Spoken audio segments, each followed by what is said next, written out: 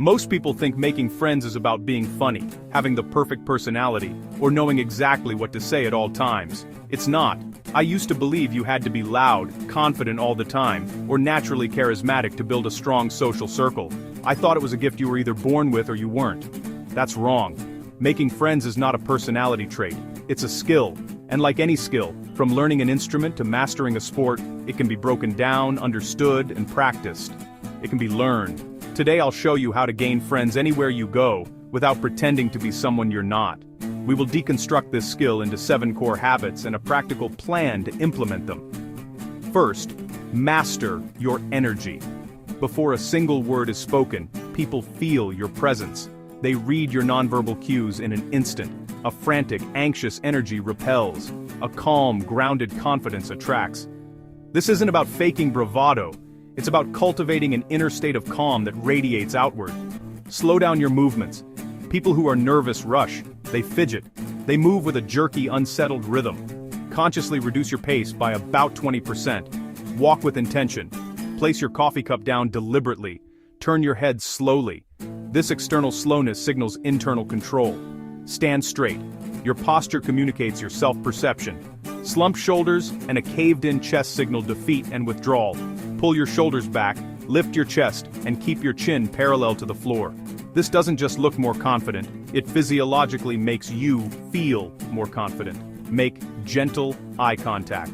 Avoid staring aggressively but also avoid looking away nervously. Hold a person's gaze for a few seconds. Offer a slight nod, and then you can look away. It communicates that you see them and are not intimidated. Say less, but with more clarity. When you do speak, let your words be concise and your voice be steady. A lower measured tone is more resonant and authoritative than a high-pitched, rapid-fire delivery. Here are 3 practical drills to cultivate this energy. First, the threshold drill. Every time you walk through a doorway, use it as a trigger. Pause for 1 second. Take a deep breath. Straighten your posture. Then, enter the new space. This resets your physical and mental state. Second, the mirror drill. Spend 2 minutes a day standing in front of a mirror, practicing a confident posture. Shoulders back, spine straight, breathing deeply from your diaphragm. Get used to what this feels like in your body. Third, the slowing drill. Pick one routine activity each day, like making breakfast, and perform it at half your normal speed. This trains your mind and body to be more deliberate and less reactive. Second, be genuinely curious. Most people live their lives waiting for their turn to talk. They listen not to understand, but to formulate their reply. The single fastest way to build a connection is to reverse this. Stop thinking about what you're going to say next and start actually listening. People want to be seen and heard. When you give someone your undivided attention and show a genuine interest in their world, you give them a powerful gift. This isn't about interrogation, it's about curiosity. Start with simple, open-ended questions. Instead of, "Did you have a good weekend?" which invites a yes or no answer, try, "What did you get up to over the weekend?" This opens the door for a story. Then use a technique called the question ladder. Your first question is the base. Each follow-up question climbs 1 rung higher, going deeper into their experience. For example, they say, "I went hiking." Your first follow-up could be, "Oh, nice! Where did you go?" They answer, "Up at the national park." Your next follow-up could be, "I've heard it's beautiful there. What was the trail like?" Then you can connect it to their motivation.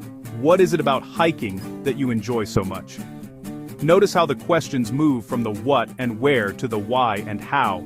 You're not just collecting facts, you're exploring their world, their passions, their perspective. Listen to their answers without judgment, and without waiting to inject your own story. Curiosity creates connection far faster than jokes or clever anecdotes ever will. Third, build familiarity through micro-interactions. Friendship doesn't require a single, deep, 3-hour conversation. In fact, trying to force that can feel intense and awkward. Trust is more often built like a stone wall, one small, well-placed piece at a time. This is the power of familiarity. You don't need to become best friends overnight. Focus on short, repeated, positive interactions. Let's call them micro-interactions. The goal is simply to move from being a stranger to being a familiar face. Think about your regular environments. In the gym, for the first week, just make eye contact and nod at someone you see regularly. The next week, a simple, "Hey." The week after, maybe you ask, "Hey, are you using this machine?" The interaction is brief and low stakes. Over time, that person becomes comfortable with your presence. In a cafe, say, "Good morning" to the barista. The next day, add a small comment, "Smells great in here today." The day after, "Looks like it's going to be a busy one." You're layering these tiny positive moments. In a class or workplace, start with a simple hello, then a small comment about the shared context. "That lecture was dense," or "This project is going to be a challenge." Consistency is what creates trust. These repeated low-pressure encounters signal that you are a safe, stable presence. You're not demanding anything. You're just there, consistently and pleasantly. This gradual exposure effect is a fundamental principle of social psychology. People develop a preference for things merely because they are familiar with them. Be a familiar, positive presence. Fourth, add value. This is the cornerstone of all strong relationships, but people misunderstand what value means. You don't need to provide money, status, or extravagant favors. The most potent forms of value are attention, support, and reliability. Value is attention. As we discussed, giving someone your undivided, curious attention is rare and deeply appreciated. It makes them feel important and respected. This is the easiest, most immediate way to add value to any interaction. Value is support. This can be small, offering to spot someone at the gym, holding a door open, sending an article you think they might find interesting. It's about having a mindset of, "How can I help?" rather than "What can I get?" A mini story. A friend of mine was struggling to assemble a piece of furniture. He mentioned it in passing. Another man in the group, who barely knew him, said, "I'm pretty good with that stuff. I can come by for an hour on Saturday if you want a hand." That one small offer of support was the foundation of a friendship that lasts to this day. Value is reliability. This is the most underrated quality. It means doing what you say you will do. If you say you'll be there, be there. If you make a plan, follow through. Reliability shows respect for other people's time and energy. It builds a reputation for being someone who can be counted on.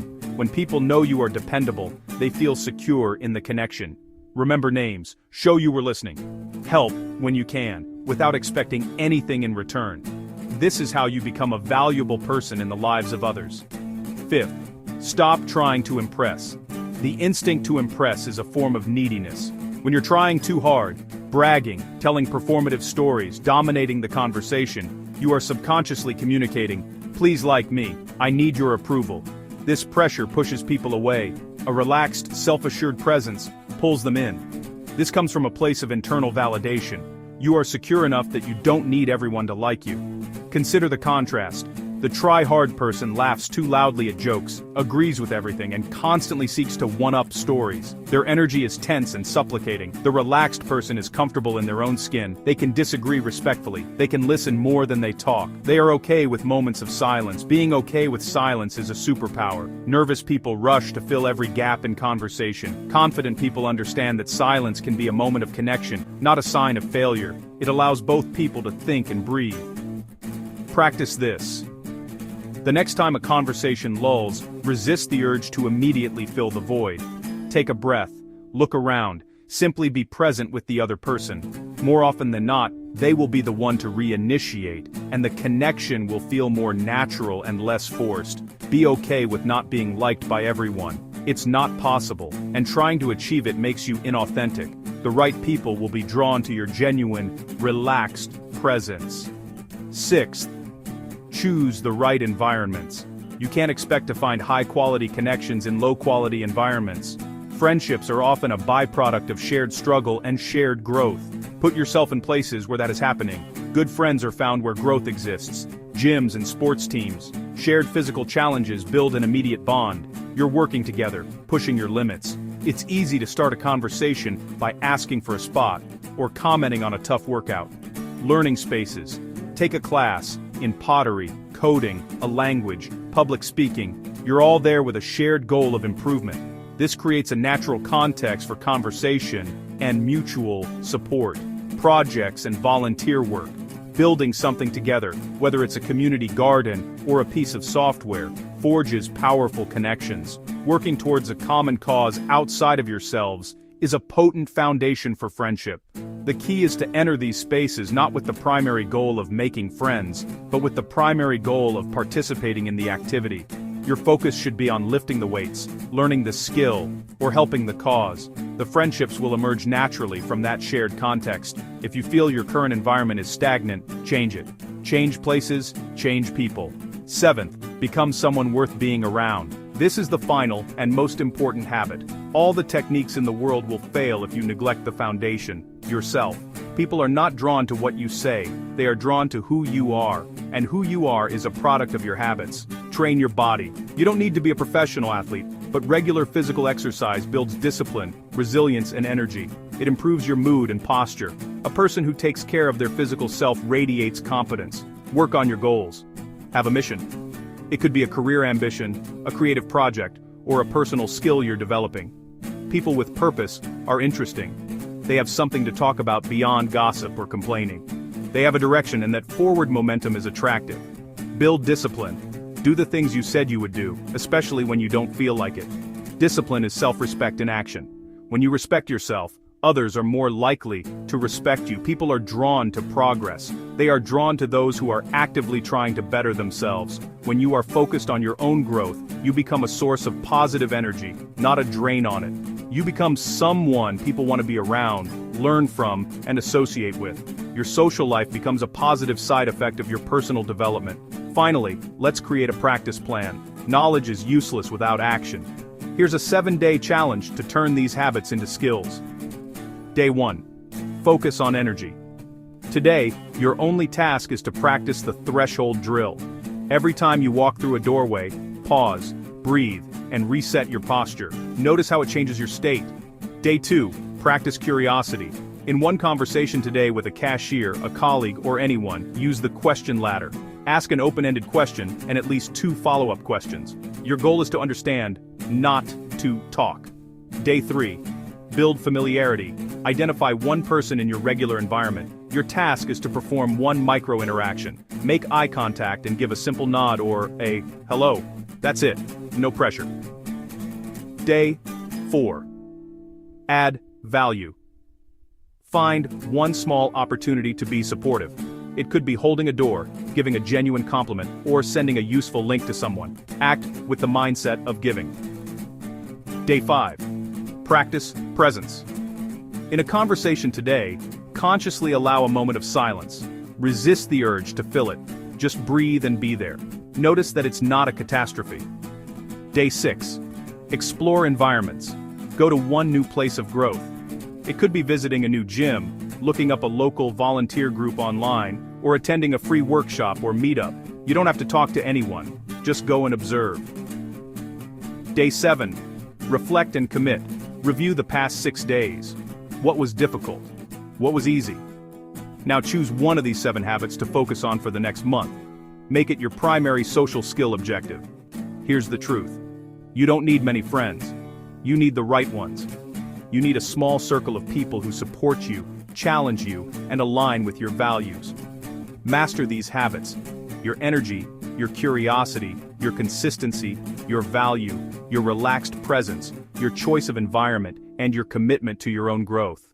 Do this, and no matter where you go, connections will follow.